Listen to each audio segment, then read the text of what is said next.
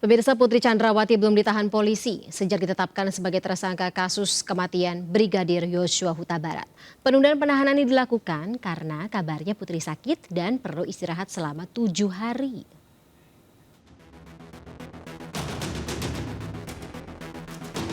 Istri Irjen Pol Verdi Sambo, Putri Chandrawati, hingga kini belum ditahan pasca ditetapkan sebagai tersangka pembunuhan Brigadir Joshua.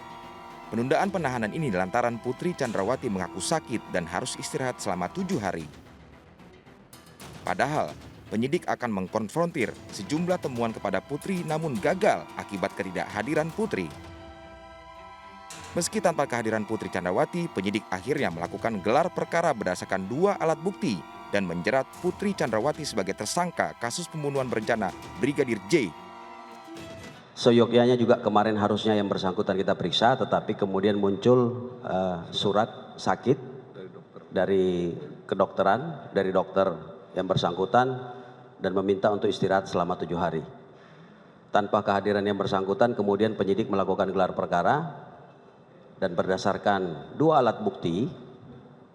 Yang pertama adalah keterangan saksi, kemudian bukti elektronik berupa CCTV baik yang ada di Saguling, di lokasi Saguling maupun yang ada di dekat TKP, ya, yang selama ini menjadi pertanyaan publik yang diperoleh dari DVR Pos Satpam.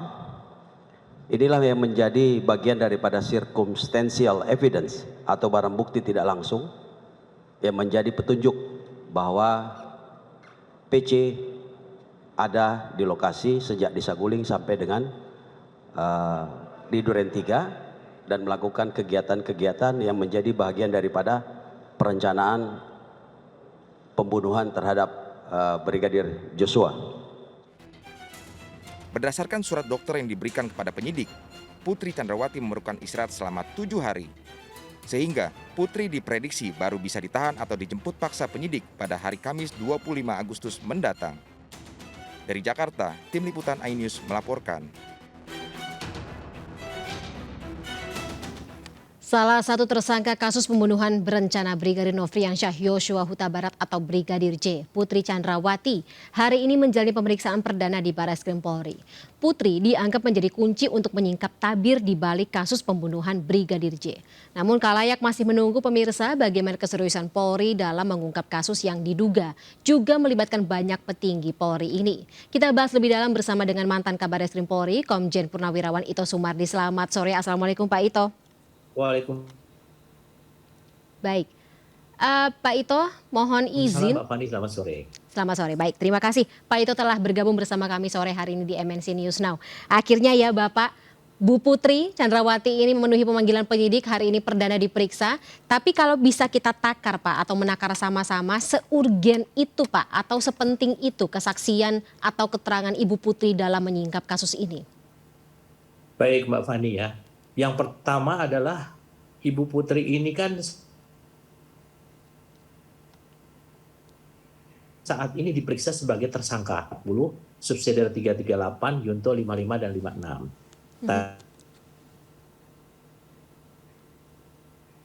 Tadinya kan yang bersangkutan melaporkan catatan yang sudah dinyatakan tidak berlaku atau dihentikan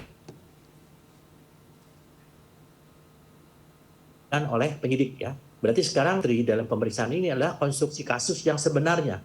Jadi kalau lihat peristiwa ini kan selama ini ada peristiwa yang awalnya yang belum dilakukan pemeriksaan sehingga belum lengkap meskipun kita sudah bisa menyimpulkan bahwa dari pelaku, keterangan pelaku ya, terduga pelaku, kemudian juga keterangan-keterangan saksi ahli ya, kemudian surat-surat yang akan menunjukkan betul terjadi satu peristiwa dugaan kasus pembunuhan yang berencana. Nah sekarang motif yang disampaikan oleh tersangka ya FS. Baik, Pak Ito, Itu Pak Ito, adalah mohon maaf untuk sebelumnya. menjaga martabat dan harga diri. Pak Ya, Ito, mohon maaf sebelumnya ya. sinyal kita sedikit kurang stabil. Pak Ito, kita akan sambung di segmen berikut ya Pak Ito ya, sementara kita membetulkan atau memperbaiki sinyalnya supaya penjelasan Pak Ito juga lebih dalam, lebih jelas sore hari di MNC News Now. Kita bergeser ke informasi selanjutnya terlebih dahulu pemirsa. Kapolri Jenderal Listio Sigit Prabowo mengungkap ada 2 dugaan motif pembunuhan Brigadir Yosua Huta Barat terkait dengan masalah kesusilaan. 2 motif itu, pelecehan atau perselingkuhan, masih akan didalami melalui pemeriksaan istri Verdi Sambo, Putri Chandrawati.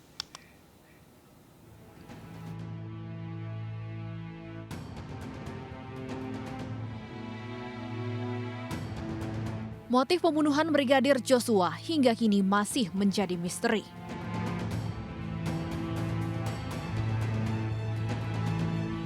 Namun dalam rapat dengar pendapat dengan Komisi 3 DPR kemarin, Kapolri Jenderal Listio Sigit Prabowo mengungkap 2 dugaan motif yang mendasari pembunuhan berencana pada Brigadir Joshua.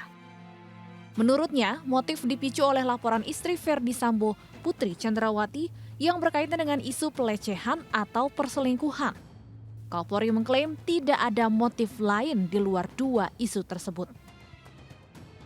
Memang ada satu pemeriksaan yang memang kita tunggu untuk memastikan motif, khususnya pemeriksaan terhadap Ibu PC besok, sehingga saat ini kami sampaikan bahwa motif ini dipicu adanya laporan dari Ibu PC terkait dengan masalah-masalah yang terkait dengan masalah kesusilaan. Jadi mungkin ini juga untuk menjawab bahwa isunya antara pelecehan ataupun perselingkuhan ini sedang kami dalami.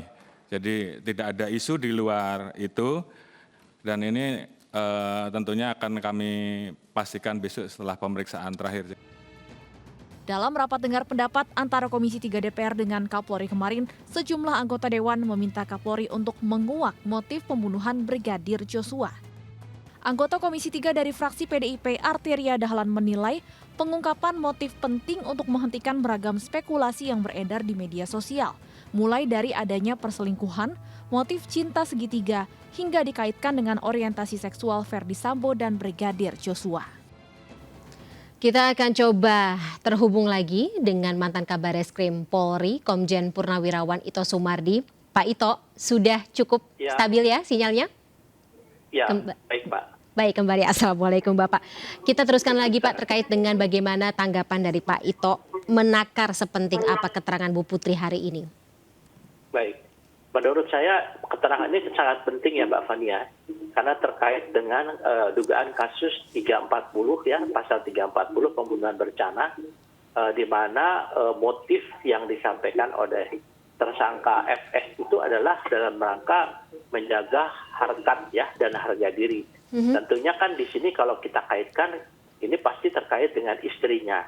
Nah, namun demikian pengalaman saya, pengakuan seorang tersangka itu juga belum tentu benar ya. Dan motif yang disampaikan juga belum tentu benar. Mengapa? Karena ini bisa juga untuk meringankan ancaman hukuman kepada yang bersangkutan.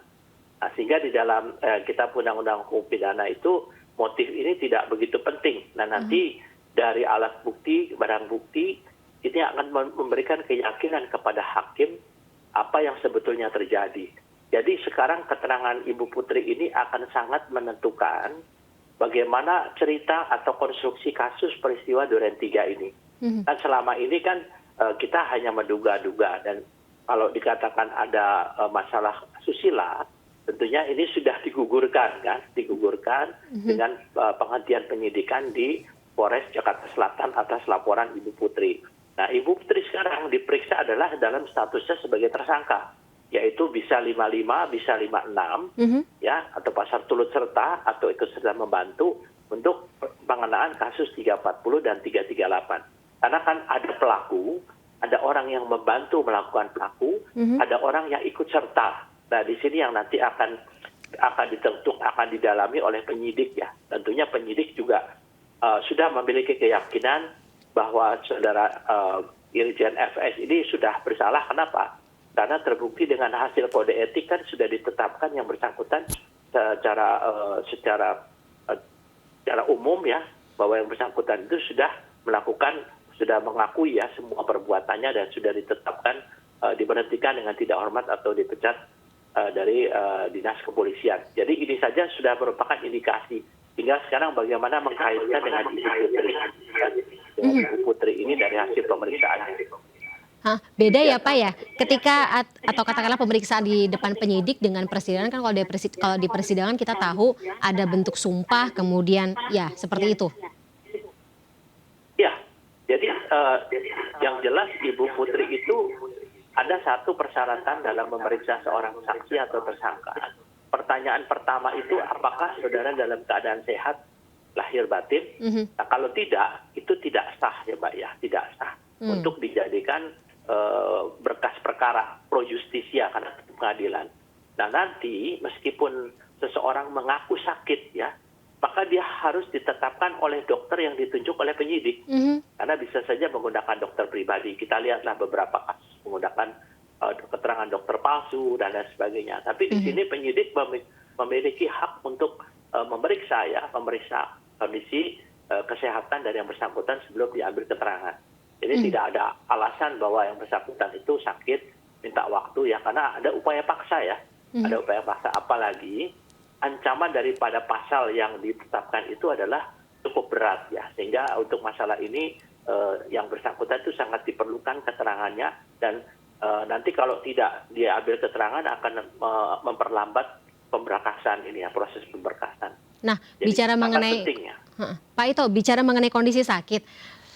Kemarin tuh masyarakat sempat mempertanyakan terkait dengan keputusan Polri atau sikap Polri ketika terkesan memberikan privilege kepada Bu Putri istirahat selama 7 hari tanpa ada keterangan yang jelas atau mungkin tidak dijelaskan kepada masyarakat ya. Sakitnya apa, mengapa harus istirahat sampai selama itu. Nah mungkin ini kelihatannya sedikit berbeda dengan perlakuan kalau tersangkanya berasal dari kalangan biasa. Mungkin ada perspektif tersendiri Pak Ito, tapi tahan dulu Pak, perspektif tersebut akan kita dalami lebih lanjut di segmen berikutnya. Tetaplah bersama kami pemirsa, MNC News Now akan kembali sesaat lagi.